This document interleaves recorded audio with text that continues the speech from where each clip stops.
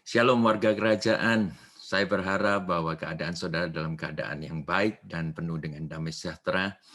Saya percaya renungan hari ini apabila saudara terima dengan iman, saudara combine dengan iman, maka saya yakin renungan pada pagi hari ini akan membuat keadaan kehidupan Anda berubah. Bahkan satu perkataan daripada Tuhan saja bisa merubah masa depan Anda semuanya. Sebelumnya, mari kita berdoa terlebih dahulu. Bapa yang kekasih, di dalam nama Yesus, hamba minta Tuhan, kiranya Roh Kudus-Mu yang berbicara melalui mulut dan bibir hamba-Mu, dan hamba yakin percaya bahwa Engkau mengasihi jemaat-Mu Tuhan. Dan kiranya damai sejahtera Tuhan yang melebihi segala pemikiran kami, itu ada, bahkan memberikan satu breakthrough di dalam kehidupan kami semuanya. Dalam nama Yesus, amin. Ayat yang saya akan gunakan pada pagi hari ini adalah terambil dari 2 Samuel pasal yang ketiga, ayat yang pertama. 2 Samuel pasal yang ketiga, ayat pertama, saya akan bacakan begini. Peperangan antara keluarga Saul dan keluarga Daud berlarut-larut. Daud kian lama, kian kuat. Sedang keluarga Saul kian lama, kian lemah.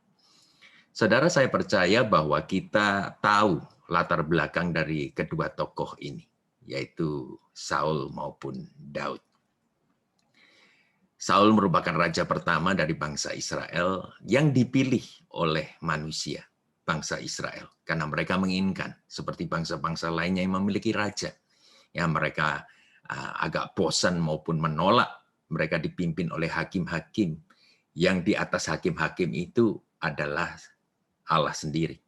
Jadi sebenarnya mereka dipimpin oleh Allah, tetapi mereka menginginkan seperti bangsa-bangsa lainnya.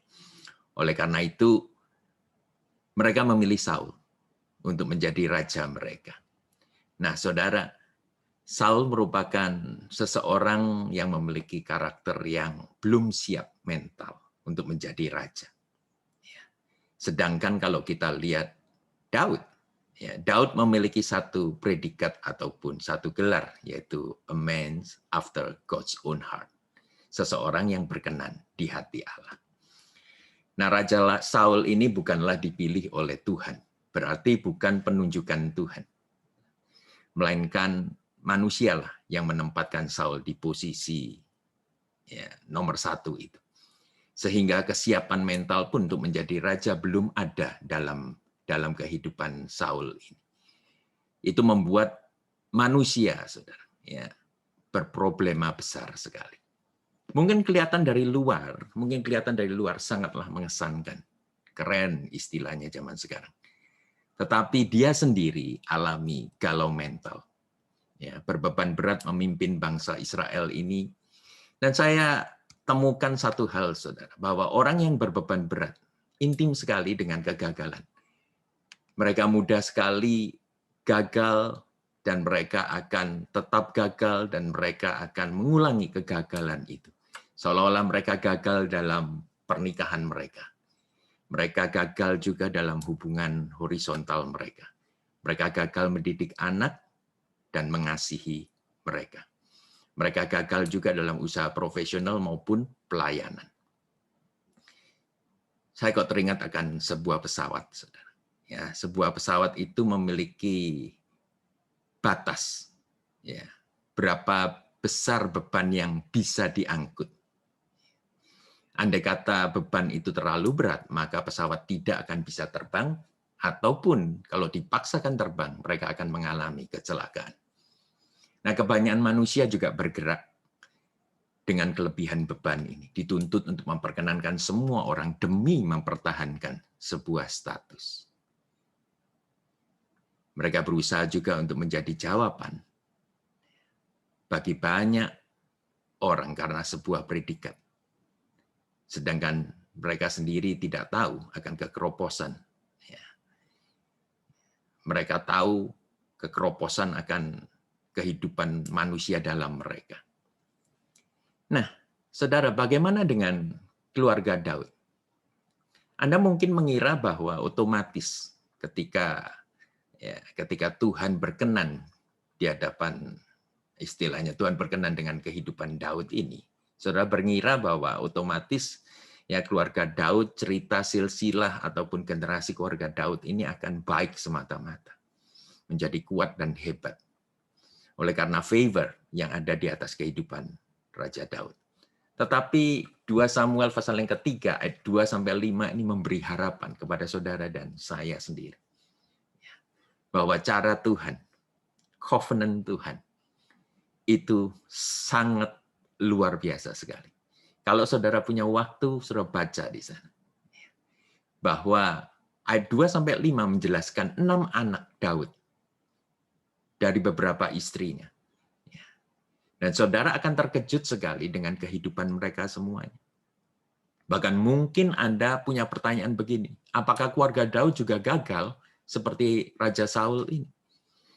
Dan bagaimana bisa Yesus disebutkan juga sebagai anak Daud? Ternyata yang membuat keluarga Daud bertahan itu tertulis di 2 Samuel pasal yang ke-7 ayat 16. Saya akan baca. Keluarga dan kerajaanmu akan kokoh selama-lamanya di hadapanku. Tahtamu akan kokoh untuk selama-lamanya. Wow. Saudara, Tuhan berkata kepada Daud, dialah pembuat covenant dengan Daud ini. Melalui Nabi Nathan, ya, ketika Daud hendak membangun rumah bagi Tuhan yang dia kasihi dengan segenap jiwanya. Tetapi Tuhan mencegahnya, karena tangan Daud banyak berlumuran darah. Tetapi Allah sendiri berbicara kepada Daud, bahwa keturunanmu akan mendirikan rumah bagiku. Maksudnya Salomo. Ya.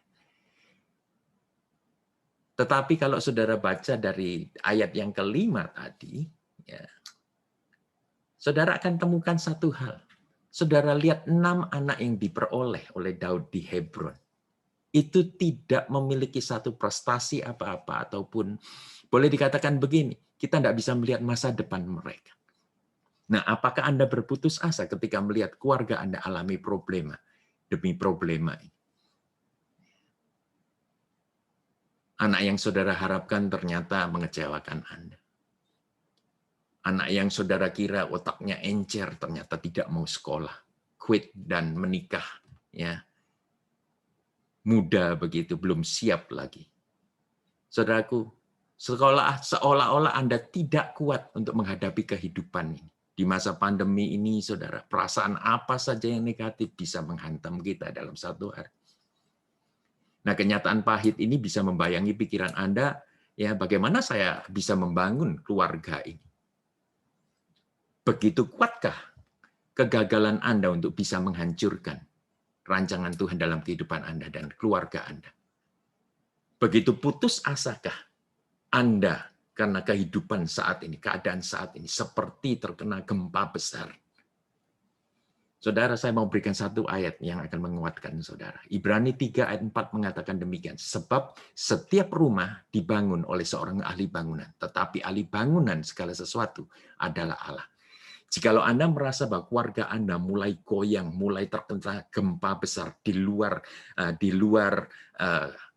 kekuasaan Anda, kekuatan Anda untuk membangun kembali, maukah saudara menyerahkan kepada spesialis bangunan ini, yaitu Allah sendiri? Nah, Anda akan diambil oleh Tuhan untuk menjadi partner dia dalam membangunnya. Nah, apa saja yang menjadi duty, ya, tanggung jawab, duty dan tugas dan tanggung jawab kita, karena kita masih memiliki masa depan ini.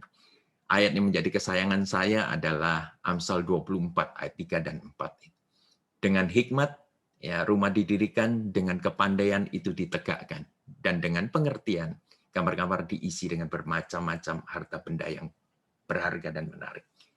Di sini dikatakan kalau engkau hendak mendirikan sesuatu, penuhilah dengan hikmat, ya, pengetahuan dan pengertian.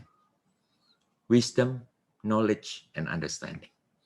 Saudara, saya mau potong saja karena ayat ini sudah saya tuliskan di sebuah buku, yaitu Stay Beautiful. Saya mau bicara kepada saudara yang memiliki putra-putri yang beranjak dewasa. Saudara, saya yakin percaya satu hal bahwa kita sedang menghadapi generasi Google, di mana mereka tidak membutuhkan perkataan ataupun jawaban ataupun nasihat daripada orang tua. Tetapi mereka tahu apa itu how to melalui media Google ini. Jadi bagaimana kita sebagai orang tua bisa memberikan warisan rohani ini? Dengarkan yang ini. Frekuensi roh ternyata tidak selalu terdengar oleh telinga mereka.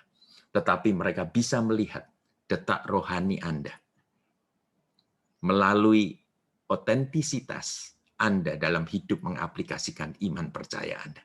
Itulah yang menjadi warisan dan bukti ikatan covenant Anda dengan Tuhan. Saya mau tinggalkan dengan ini, aplikasikan ini di dalam rumah tangga Anda. Be generous with your words of encouragement. Biarlah firman Tuhan dan perkataan yang membangun selalu keluar dari mulutmu. Janganlah sumpah serapah ataupun kata-kata yang menjatuhkan keluar dari mulutmu. Ibrani 3:13 mengatakan demikian. Tetapi nasihatilah seorang akan yang lain setiap harinya. Selama masih dapat dikatakan hari ini, supaya jangan ada di antara Anda menjadi tegar hatinya karena tipu daya dosa ini. Saudara, ketika keluarga Anda mengalami gempa bumi, ya, kehancuran, keretakan, biarlah the word of encouragement, perkataan yang membangun ini keluar dari bibir Anda. Sebab mati hidup itu dikendalikan oleh bibir. Jikalau Anda mengetahui bahwa covenant Anda dengan Tuhan adalah melalui darah Kristus, maka sejahteralah hati Anda, damailah pikiran Anda juga. Dan dengan mulut Anda bisa mengaku begini, it is well with my soul. Nehemia 4:14 mengatakan, janganlah kamu takut kepada mereka. Ingatlah kepada Tuhan yang maha besar dan dahsyat. Ingatlah kepada Tuhan yang maha besar dan dahsyat. Dan berperanglah untuk saudara-saudaramu, untuk anak-anak lelaki, anak-anak perempuanmu, untuk istrimu, dan untuk rumahmu. The big picture adalah hidup itu peperangan. Dan Tuhan adalah panglima besar kita. Ya, dia tidak akan pernah terlena ataupun terlelap. Bahkan dia akan membela saudara. Peperangan ini bukanlah peperangan Anda, tetapi membutuhkan iman Anda semuanya. Strong in battle, saudara. Strong in mercy. Christ, the rock on where we stand. Di atas batu karang yang teguh itulah kita akan meraih kemenangan. Biarlah renungan pada pagi hari ini memberkati saudara. The Lord bless you.